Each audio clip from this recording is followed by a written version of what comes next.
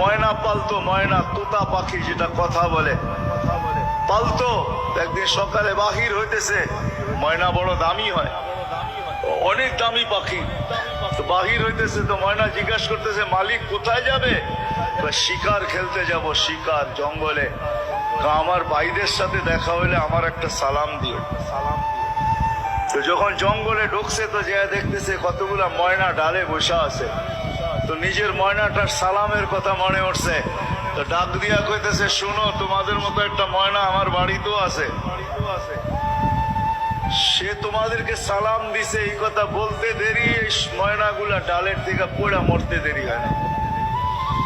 তার মন খারাপ হয়ে গেছে যে ওর সালামে এমন কি বিষ মিশানো ছিল যে এত দামি দামি 12-13টা ময়না মরে গেল। তো শিকার না খেলেই বাড়িতে চলে আসছে।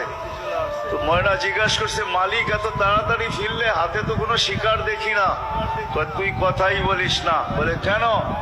তোর সালামে এমন কি বিষ ছিল যে তোর সাথীদেরকে সালাম দিতে দেরি, একটু মরতে দেরি হয় নাই? এই কথা বলতে দেরি, নিজের তো মরতে দেরি হয় না, ওইটার সাথে সাথে মরে।